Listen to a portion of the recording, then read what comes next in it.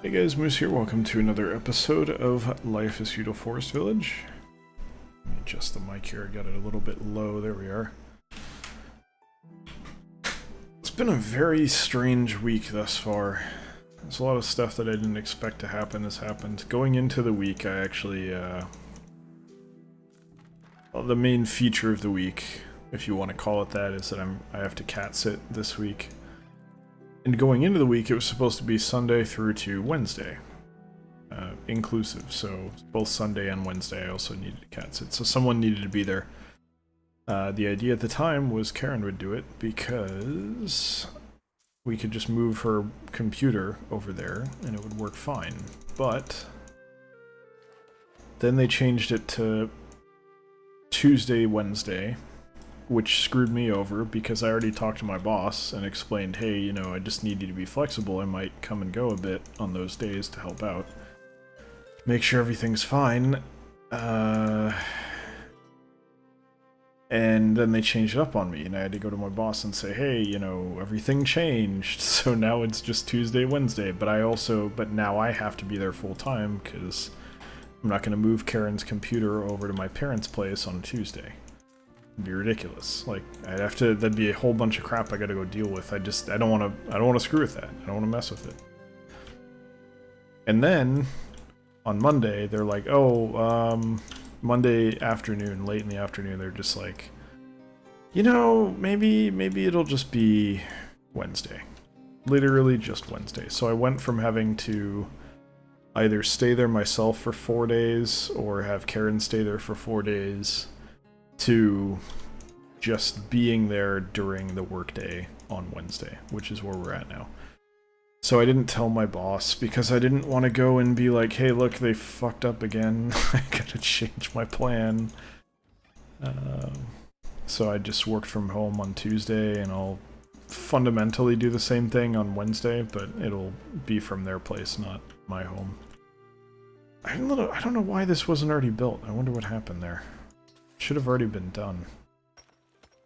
Not that it's that big of a deal, but... Oh, this is like a secondary... Wait, don't I already have an ore mine?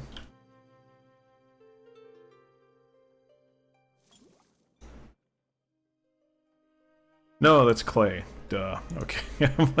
I'm assigning people here. They're going to work in a mine. It must be a clay mine, right? Nope. You're being stupid, Moose. Well done. So yeah, anyway, that was most of it. The other thing that's been going on is, curiously, YouTube has not actually allowed me to monetize anything yet. They it's been like almost a month now since I hit 1,000 subs. They still haven't re-enabled monetization, so it's bullshit. They're just liars, basically. Took it away, they're not gonna give it back, and at that point, it really makes me feel better about my decision to basically just stop putting anywhere near as much effort as I had been in YouTube. I felt a lot better since doing that. A lot more free time to not go insane. So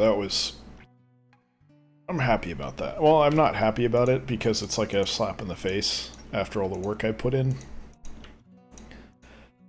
But YouTube doesn't give a shit. They just don't care. They don't care. And they're never gonna. So I will celebrate with champagne the day that YouTube is overtaken by a superior platform that doesn't treat its creators like absolute trash. I will be thrilled. Hey Twitch. How you doing? It's gonna be Twitch. It's gotta be Twitch. Unless Twitch folds like a lawn chair, but I just don't see that happening. They're making all the right moves, and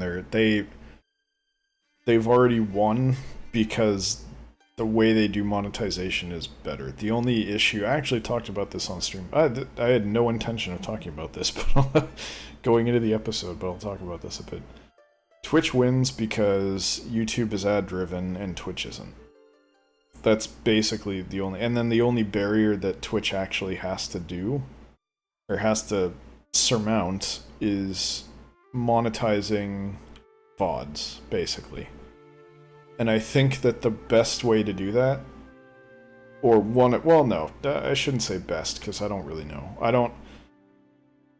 I'm sure they have great ideas and all kinds of stuff they're thinking about. It's not a thing that you can do quickly, because they gotta get the base of discovery and everything set up before they really attack this. Amazon owns Twitch. They bought Twitch like 2 or 3 years ago. So the smart move, I think, if you're Twitch, is to try to leverage that and say, you know what, you've got distributed stuff everywhere. Like, really everywhere. So what you could do, and this is especially useful, I think, because they're really pushing channel, like there's Buzzer, I think they call it, which is just like reruns of game shows, just running 24/7. There's a Bob Ross channel, I think. I'd be a little bit surprised if there wasn't a Mr. Rogers channel. They should do that. But those don't generate, or no, I shouldn't say that. I have no idea whether or not they generate revenue, but I wouldn't expect them to generate as much as they could based on their viewership. So I think what you do is you kind of say, look, we got emotes. Emotes are great, but you don't really have a community so much. I mean, maybe you do, but it's hard to have a community based around a game show channel, right? Like, that's a little bit tough. So what I think you do, or one of the options anyway, is you say, look, emotes are a big part of Twitch. We really, we use emotes a lot. They're like our thing, and you use them in chat. Well, what if you could subscribe to a channel, and if your account is linked to Amazon, as most are because you got Twitch Prime, you automatically, on your next delivery from Amazon to whatever your residence is set as, if you've opted out, well, you can opt out of this, but if you haven't, whatever your next delivery is from Amazon, or they just send it on its own if you don't have one for like whatever set period of time, just to make sure they don't build up or anything. They ship you like a nice little printed out sticker pack, or individual sticker, or a couple stickers, whatever's most cost effective, basically, of emotes from whatever channel it is. And I think you could set that up in a almost completely automated fashion, and it would give people something physical. Like you could treat it even like a booster pack, where like, hey, if you subscribe, you just get a random one. Don't let people choose, don't make it a thing. Like, just have it be, this is a thing that you get, and we're gonna figure out what you get. And you could do limited time stuff and do all that, which I think is a little shady, but it's not that bad. And just, send it out like each month you sub, you put down $5. Twitch gets like $2.50 or $1.50 or whatever it might be. They put a tiny amount of that into printing a sticker, and it ships whenever you order something. And that's it. That's all it needs to be. And you'd have like a little physical thing, and you put it like, hey, throw the sticker on your wall. They could do a window cling. Maybe that's easy to print. I mainly just say stickers because I think you could pretty much just get like a high capacity printer in each of the major warehouses that Amazon has in the US or something. And you could say it was North America only for a while, as they do with most things, unfortunately. Or US only with most things, I suppose. And, just do it that way. And I think that would work. I think that would be like a cool little thing that they could do, where they wouldn't need to change the price of anything. It would just be an investment, which I think you really want to do, because if you can monetize, if you can reliably, or even like semi-reliably monetize like recorded content on Twitch, that's a huge deal. That's an absolutely huge deal. Because you've already paid the cost to a degree. Like, you've got Amazon storage, blah, blah, blah, AWS or whatever it is. Like, they're in there. They're in that business, so a lot of the major upfront cost is already there and paid for. I'm sure they have to pay for more, but you get the, you get it, right? There's more expertise already built up. It's not like YouTube starting from scratch. Though I suppose Google isn't exactly starting from scratch. But Google picked up YouTube when they were not as ridiculously huge as they are now. They were a lot smaller back then. Not that they were small, just they were smaller. They're huge now. Like, I don't think people understand the scope of Google at this point. It's ridiculous. It's absolutely ridiculous. We gotta be ready for another house, right? We might need another farm, but I think another house should be fine. Obviously, we need more ore, but we're dealing with that. But yeah, I don't think people understand the scope of Google. Like, there's parts of the Bay Area, and the Bay Area, I want to be clear, Silicon Valley, it's not small. It's a big place. San Jose is one of the biggest cities in North America. People don't realize that because you don't even know San Jose exists. You think, oh, that's San Francisco, right? That's by San Francisco. Everyone knows SF. They don't know San Jose. Unless you're a hockey... Like, the Sharks did a good job of putting San Jose on the map a little bit. So people kind of know, like, oh yeah, isn't that in California? Maybe they know it's near San Francisco, but still I find a lot of people have no clue. SF is a smaller city than San Jose. You may not realize that, but by population and land, like, they are actually... SF is actually smaller. And there's a lot of area around San Jose that is not officially San Jose that very much is part of San Jose. You got... just my neck of the woods, you got... on the north end, you got Redwood City, you've got Mountain View, you've got Palo Alto, which is Facebook... Apple, a lot of, like, Palo Alto is like all the crazy, between Palo Alto and San Jose, you've got more tech company HQs than maybe like anywhere else in the world. It's insane. Stanford, if you don't know, Stanford is in Palo Alto, basically. I think actually, yeah, it is. I think it is there. Then you got Mountain View, Los Altos, which is rich people area. What is... Does it just go straight to Santa Clara? No, Sunnyvale, Santa Clara, Cupertino. I don't actually know where Campbell is. Santa Clara is big, and then you hit San Jose. And that's like the whole, like, southern edge of the bay, basically, if you look at a map. And there's a ton of stuff. And it's not that far apart. Like, I go up and down that whole area regularly. To go babysit, to go cat sit, I'm gonna go from San Jose, which is on the south end, and I'm just gonna go straight up to basically Mountain View. And that's, you know, Google's Mountain View, by the way. If you've heard of Mountain View before, Google is the reason. To be blunt, they're the only reason like Mountain View is known by anyone outside this area. It's crazy, like you can almost, like, these little, they're not little, they're big.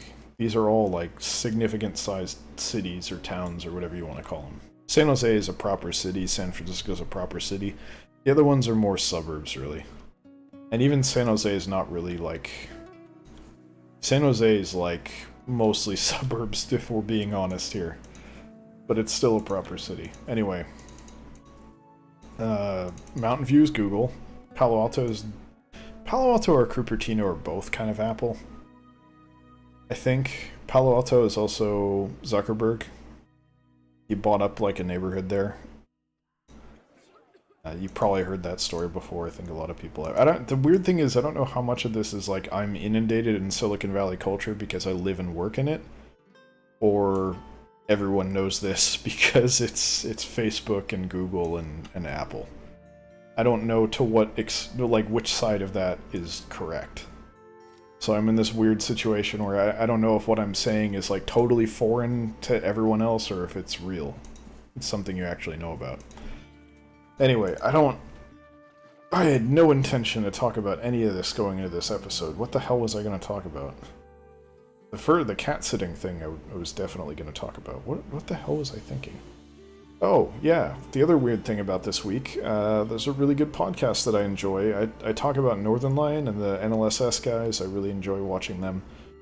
That kind of group did a podcast called Roundtable Podcast, which is pretty good. They actually made the news a couple times because there was some stuff revealed on there about, I think, the Plants vs. Zombies dev and EA. The developer of Binding of Isaac went on there and kind of shared a story about the guy who developed, I think, Plants vs. Zombies, and how he had some issues with EA. And that kind of made the gaming news a little bit, because people love to hate EA, and they're right to feel that way, to be completely honest. But yeah, so they're not like nothing. They've been around, they're real, but it was cancelled today. And it cancelled makes it sound like someone outside the group ended it. No, they chose to end it.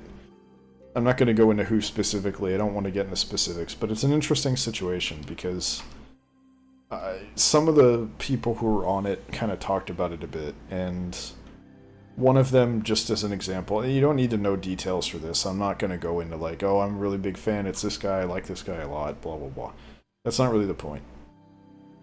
The point was, this guy would have liked to keep doing it. He didn't want it to end.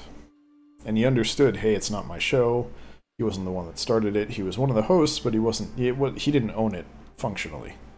Even though I don't know if there's something as explicit as ownership, or if it's just understood among the hosts, like, hey, I started this, I invited you, so it's my show. I don't know how official any of that is, but it doesn't really matter. Point is, he was one of the hosts, and he would have preferred if it kept going. And one of the things that he talked about, because it was announced today, and he did a stream and talked about why and blah, and kind of was like, you know, processing it with his chat and everything, and I was watching.